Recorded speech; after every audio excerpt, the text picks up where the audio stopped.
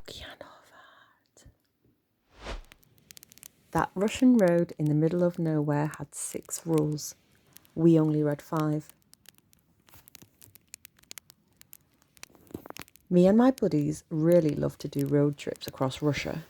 Sure, it takes a lot of time to get anywhere nice looking from Moscow, but the sense of accomplishment you get from conquering the expanse of the biggest country in the world gets us every time. You ever heard how beautiful Altai's lakes are? No?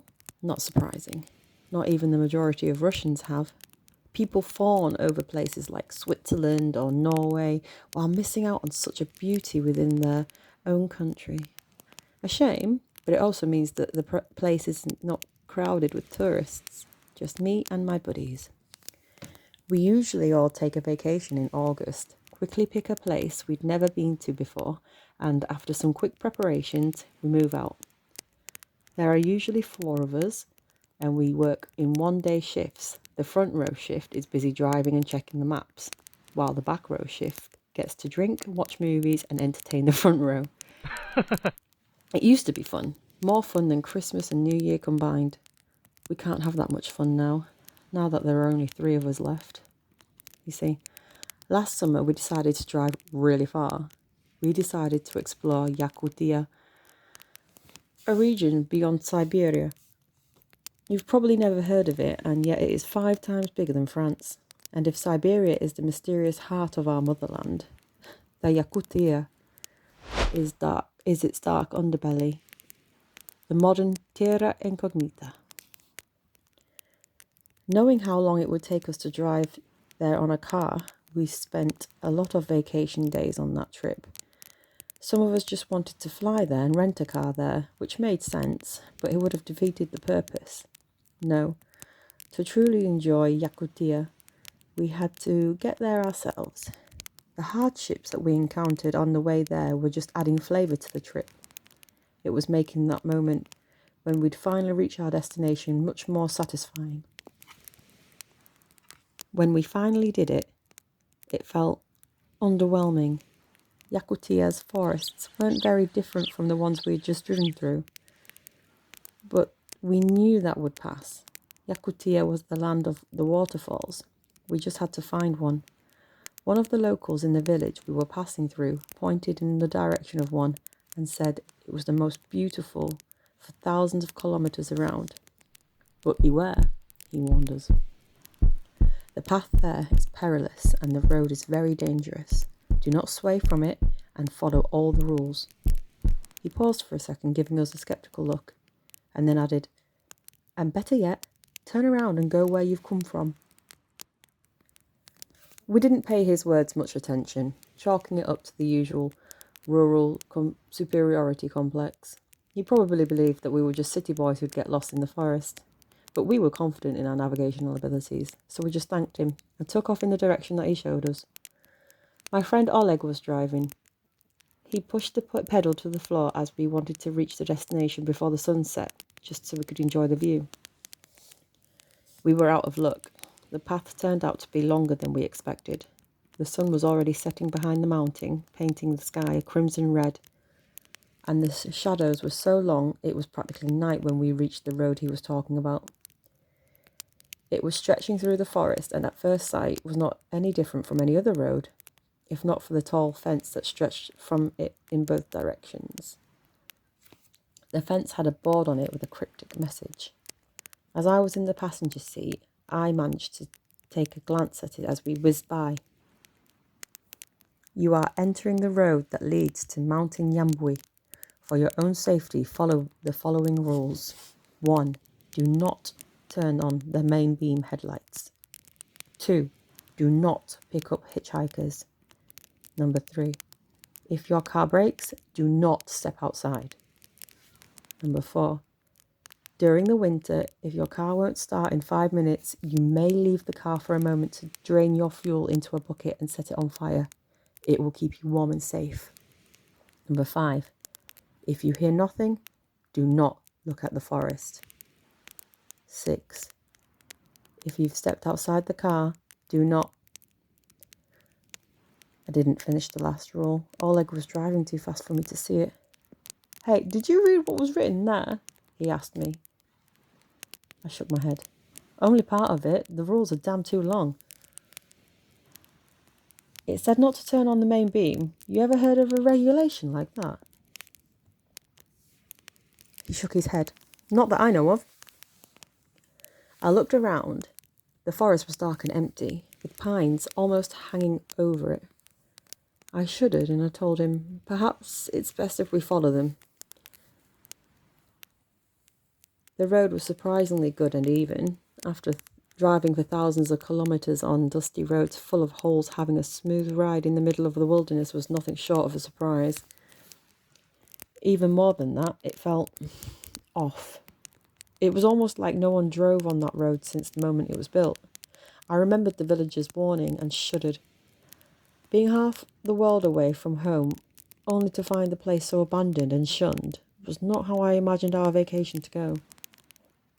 Step on it, I asked my friend, wanting to get out as soon as possible. I can't see shit. My friend grunted, annoyed and tired. That rule of yours is bullshit. I looked ahead. Truly, even though the sky wasn't fully dark yet, the shadows were so thick that we could see absolutely nothing just beyond the core of the light of our headlights produced. We could be charging towards a concrete wall and we wouldn't be able to see it until it was too late. Screw it, my friend said, turning on the main beam. I'm not going to risk our lives over some bullshit rules.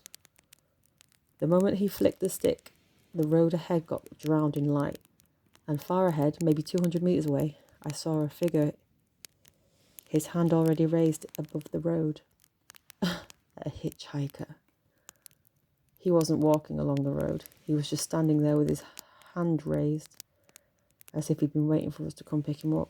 Despite the fact that the bright lights must have burned out his retinas, he was still staring straight at the car, not even raising his free hand to cover his eyes. I remembered the second rule and chills ran down my spine. It was as if the people who had set up the warning sign knew it was going to happen. Was it just a coincidence and I was looking too much into it? The rules said not to pick up any hitchhikers, I warned my friend. Really? Well, it's not like we have space anyway.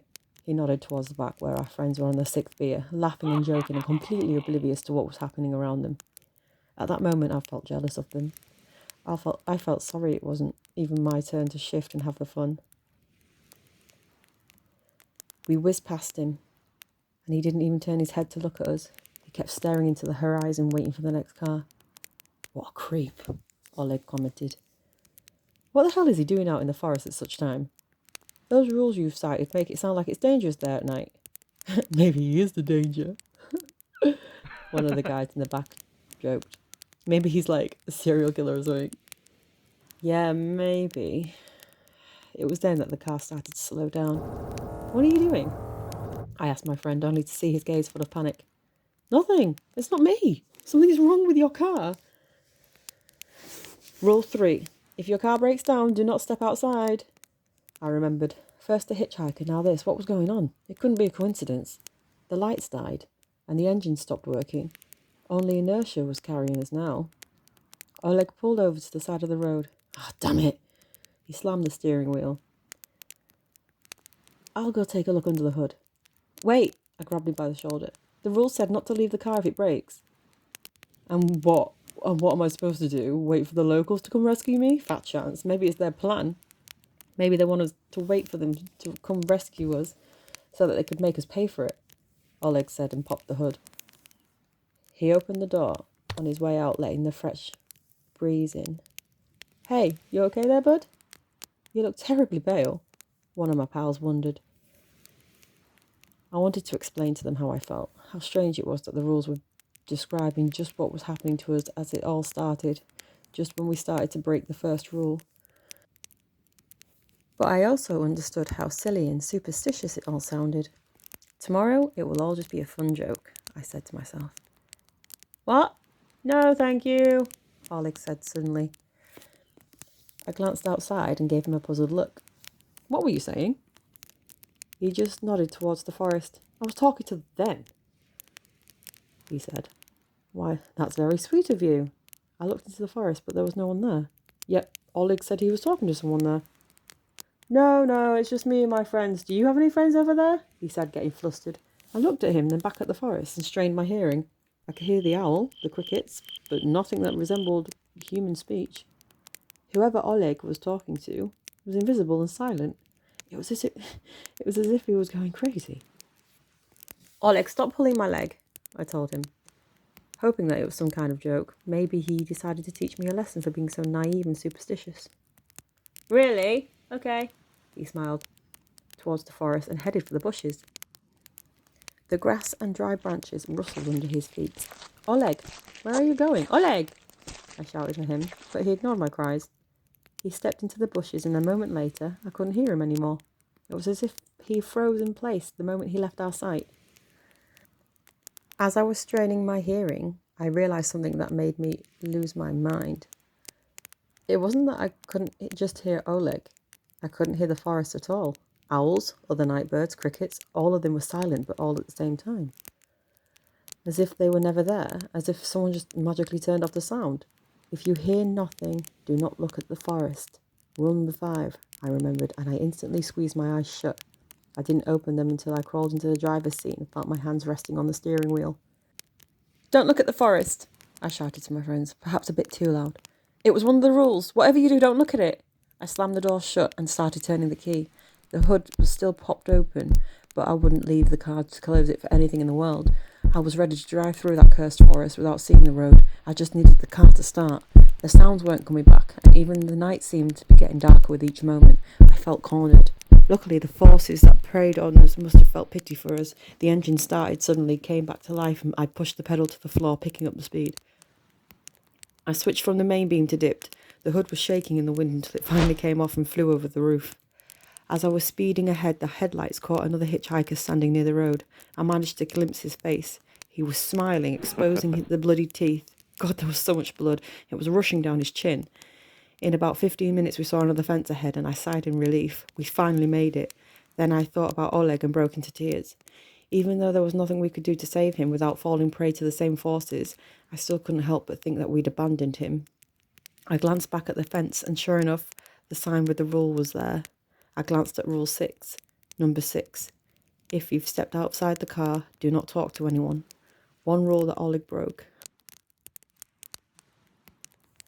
One rule that, had he followed it, could have saved his life. We decided to head back home in the morning, but for now we needed to find somewhere to sleep. We checked the maps and headed for the nearest town, 70 kilometres away. When we entered the inn, tired and exhausted, the innkeeper, one of the local ethnicities, after greeting us, wondered, "Did you make it here through the road that leads to Mount Yumbai?" "How did you know?" I wondered. "Oh, I know that look on your face. I've seen it many times over the years. Did you follow the rules?" I silently shook my head. "Ah, pity," innkeeper sighed. "Mountain Yambui means the evil mountain in my local language.